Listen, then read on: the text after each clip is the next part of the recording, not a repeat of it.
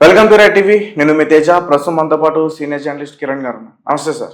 Hi, నమస్తే Teja. Right. So recent గా సాక్షికి సంబంధించిన ఒక ఛానల్ పత్రికలో వర్క్ చేస్తున్న senior journalist Kommineni Srinivas. So అతన్ని ఏపీ పోలీసులు అరెస్ట్ చేయడం జరిగింది ఈ రోజు జర్నలిస్ట్ కాలనీలో అతని నివాసం. అంటే ఎవరైతే అమరావతి రైతుల గురించి కావచ్చు, మహిళల గురించి కావచ్చు చాలా తప్పుగా మాట్లాడారు, అందుకని అరెస్ట్ చేశారు. అతన్ని కృష్ణంరాజు గారిని కూడా అరెస్ట్ చేయబోతున్నారంటూ కూడా వస్తుంది. అసలు ఏంటి అది, ఆ కథ అంతా కూడా ఏంటి అసలు? అంటే ఇది నేనైతే ఒక వ్యక్తి చేసిన వ్యాఖ్యలుగా చూడట్లేదు తేజ. ఇది ఒక వ్యవస్థ చేసిన వ్యాఖ్యలు. ఇవి వ్యక్తి చేసిన వ్యాఖ్యలు అంటే కృష్ణంరాజు చేసిన వ్యాఖ్యలుగానో కొమ్మినేని శ్రీనివాసరావు సమర్థించిన వ్యాఖ్యలుగానో నేను చూడట్లా. ఇది సాక్షి యాజమాన్యం వైసీపీ చేయించిన వ్యాఖ్యలని నాకు అనిపిస్తుంది. ఒకసారి మనం పరిశీలిస్తే డిబేట్లో ఒక 2 రోజుల క్రితం డిబేట్లో మాట్లాడుకుంటూ అమరావతి సబ్జెక్ట్ వచ్చినప్పుడు అమరావతి దేవతల రాజధాని అని చంద్రబాబు చెబుతూ ఉంటాడు. కానీ దేవతల రాజధాని కాదు, అది వేశ్యల రాజధాని అన్నాడు కృష్ణరాజు. అనలిస్ట్ రూపంలో ఉండే జర్నలిస్ట్ అనే పత్రిక నడుపుతున్న సీనియర్ జర్నలిస్ట్ అయిన ప్రస్తుతం అనలిస్ట్గా ఉన్న కృష్ణరాజు అనే వ్యక్తి. దాన్ని సహజంగా ఏం చేయాలి, వేశ్యల రాజధాని అనగానే ఏం చేయాలి, వెంటనే ఖండించాలి. పోస్ట్ ఖండించకపోగా ఈయనేమన్నారు, అలా అంటే చాలా మంది కోపం వస్తుందండి, నేను కూడా చూశాను, టైమ్స్ ఆఫ్ ఇండియాలో రాశారు, సో వేశ్య వృత్తిలో ఉండేవాళ్ళు ఎక్కువ మంది ఉన్నారని చెప్పి రాశారు, నేను కూడా చూశానండి అని చెప్పేసి ఆయన అన్నారు. అని వీళ్ళిద్దరూ వెకిలిగా నవ్వుకుంటూ ఆ వ్యాఖ్యలు చేశారు. దాన్ని సమర్థించుకునే ప్రయత్నం చేశారు చాలాసేపు. సో అది ఇవాళ అమరావతిలో నివసించే అనేక మందికి ఇబ్బంది కలిగించిందని చెప్పాలి. అమరావతి అంటే తాడికొండ నియోజకవర్గ పరిధి. తాడికొండ నియోజకవర్గ పరిధిలో ఎస్సీ ఎస్టీ వాళ్ళు ఎక్కువ మంది ఉన్నారు. ఆ సామాజిక వర్గాల వాళ్ళు దాదాపు 32% మంది ఎస్సీ ఎస్టీలే భూములు ఇచ్చారు అమరావతి.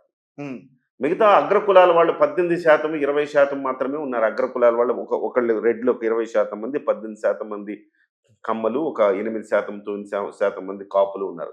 మిగతా ముస్లింలు, బీసీలు ఉన్నారు. సో అగ్ర స్థాయిలో ఇచ్చింది ఎవరంటే 32% ఎస్సీ ఎస్టీలు ఇచ్చారు. సో అటువంటిప్పుడు ఎవరిని అంటున్నావు నువ్వు? పైగా అమరావతికి చాలా గొప్ప పేరుంది. నాగార్జునుడు బౌద్ధం విలసిల్లిన ప్రాంతం అది.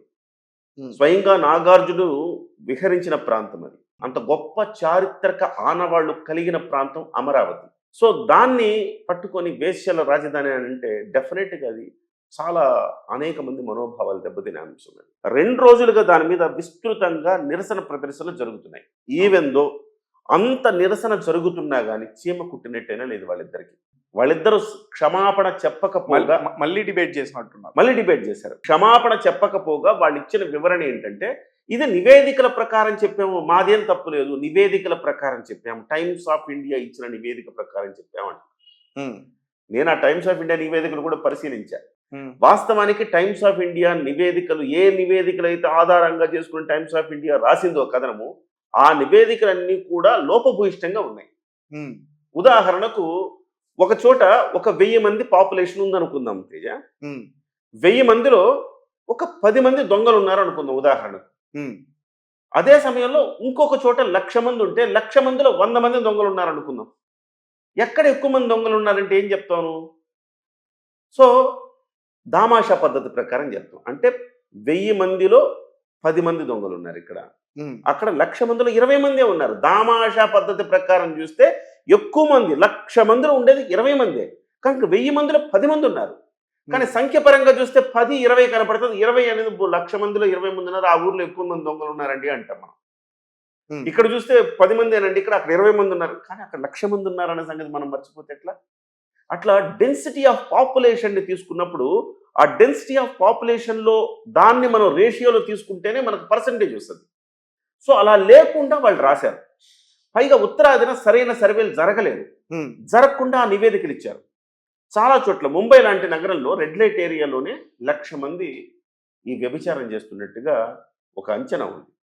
కానీ ఓవరాల్గా ముంబై మొత్తం కలిపి 95,000 మంది అని చెప్పేసి వాళ్ళ నివేదిక చెప్తాం.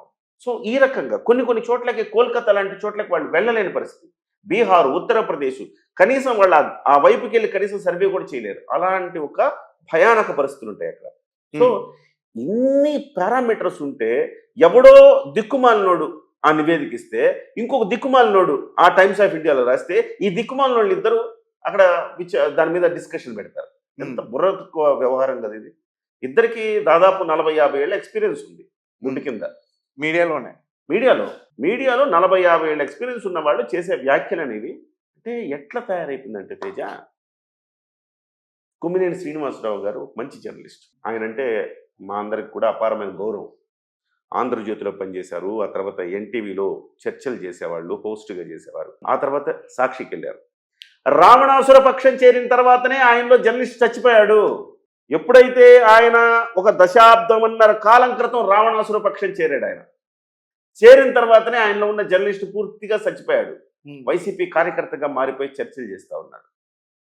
సో ఖచ్చితంగా ఒక జర్నలిస్ట్కి ఒపీనియన్ ఉండద్దా అండి అంటే ఖచ్చితంగా ఉండొచ్చు.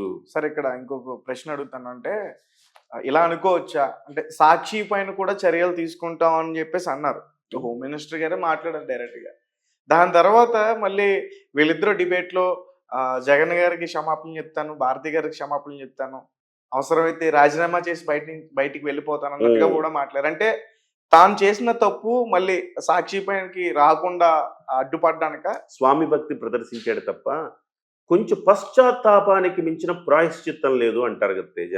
కొంచెమైన పశ్చాత్తాపం ఉండాలి కదా. మహిళలు అంతమంది నిరసన తెలియజేస్తున్నప్పుడు బహిరంగంగా వచ్చి పొరపాటైంది, తప్పైంది, పొరపాటుగా దొర్లింది మా దగ్గర నుంచి, అది ఏదో నివేదికలు, తప్పుడు నివేదికలు చూసి మేము కూడా అలా పొరపడ్డాము, దయచేసి మీరు అందరూ క్షమించండి అంటే ఎంత హుందాగా ఉంటుంది.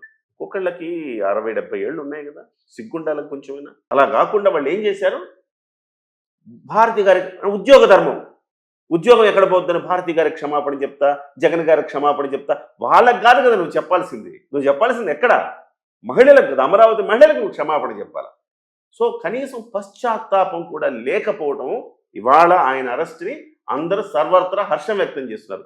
సరైన మంచి పని అయింది, సరిగ్గా జరిగింది అని చెప్తున్నారు. సో ఈయనేమో స్విచ్ ఆఫ్ చేసుకుని ఎక్కడో అప్స్కాండ్ అనమాట, దూరంగా ఎక్కడో దొరకకుండా పారిపోయాడు కృష్ణరాజు.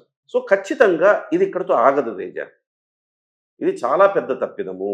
ఇందులో తీవ్రతని వాళ్ళు గమనించలేదా, లేకపోతే ఆ మాయ కమ్మేసిందా వాళ్ళని తెలియట్లేదు. కానీ ఇది నేను ఇంతకుముందు చెప్పినట్టు వ్యవస్థాగత తప్పిదం. ఇది కేవలం కొమ్మినేని ఒక్కడినో కృష్ణరాజు ఒక్కడనే కాదు, ఇది సాక్షి యాజమాన్యం, జగన్మోహన్ రెడ్డి గారు, వైసీపీ మొత్తం దీనికి బాధ్యత వహించాల్సిన అవసరం ఉంది. ఎందుకు అంటే గతం నుంచి కూడా నువ్వు అబ్జర్వ్ చేస్తే మీరు అమరావతి శ్మశానం లాగా ఉంది, ఇది శ్మశానం, ఇది ఇదేం రాజధాని శ్మశానం లాగా ఉంది అన్నాడు బొత్స సత్యనారాయణ అధికారంలోకి రాగానే. వైఎస్ఆర్సీపీకి సంబంధించిన చాలా మంది అధికారంలో రాగానే వాళ్ళు శ్మశానంతో పోల్చారు. ఆ రోజు నుంచి మొదలు ఇవాల్టి వరకు అనేక తప్పిదాలు రాజధాని విషయంలో చేశారు. రాజధాని నిజంగానే శ్మశానం చెయ్యాలని ప్రయత్నం చేశారు. అనేక మంది అక్కడ, చాలా మంది బయట నుంచి వచ్చి పెట్టుబడులు పెట్టుకున్నారు. నీలాంటోడు, నాలాంటోడు అందరు వెళ్ళి ఒక 100 గజాలు, 200 గజాలు, 500 గజాలు ఎకరం కొనేవాడు ఎవడి స్థాయికి తగ్గట్టు వాడు కొనుక్కున్నాడు. రాజధానికి ప్రభుత్వం ప్రకటించింది కదా రాజధాని అని, కానీ నిట్ట నిలువున ఆ రకంగా ఇది రాజధాని కాదు అని క్లారిటీ వచ్చిన తర్వాత మొత్తం భూమి పడిపోయింది. 100 రూపాయలు కొన్నాడు 20 రూపాయలకు కూడా వాడికి అమ్ముడుపోయే పరిస్థితి లేదు. అనేక మంది ఆత్మహత్యలు చేసుకున్నారు.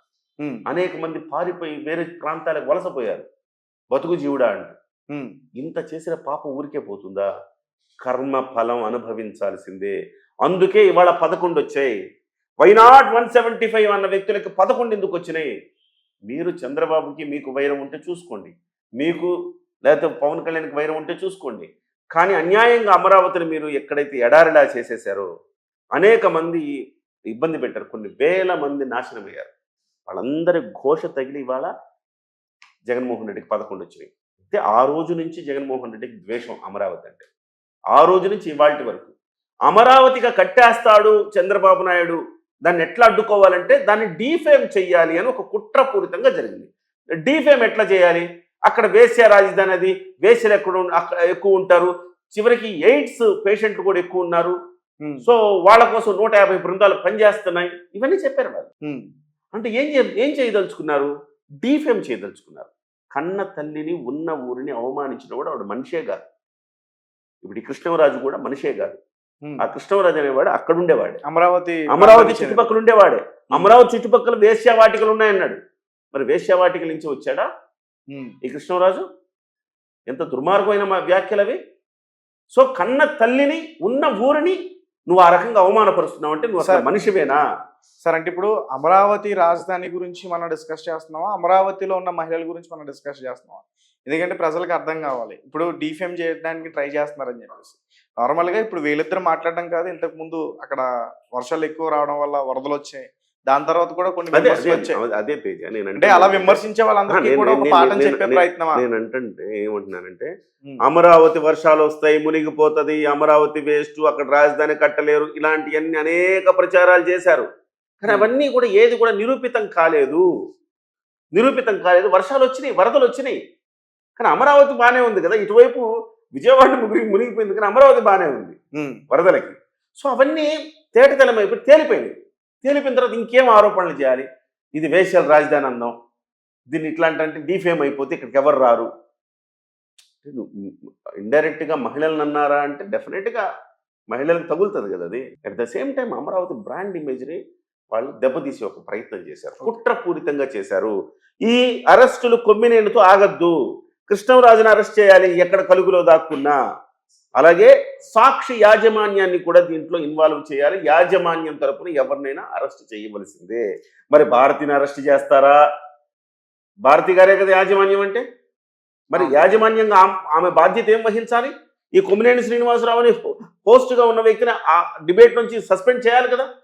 సస్పెండ్ చేయలేదు కదా, అతనే రాజీనామా చేస్తా అంటాడు. అతను అంటున్నాడు, కానీ అంటున్నా కానీ సస్పెండ్ చేయలేదు కదా, తీసేయలేదు కదా.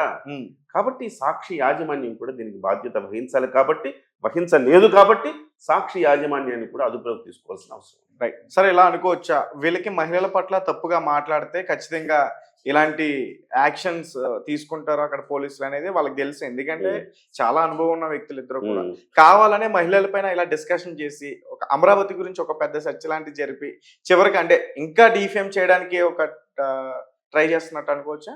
డెఫినెట్గా ఇది ఇప్పుడు కాదు, గత ప్రభుత్వ హయాంలో కూడా ఉద్యమాలు చేస్తున్న మహిళల్ని చాలా బూతులతోటి వాళ్ళని మానసికంగా ఒక రకంగా అత్యాచారం చేసినంత పని చేశారు వీళ్ళంతా. ఎల్ఎం లారా, నేను చెప్పలేను నా నోటితోటి, ఎల్ఎం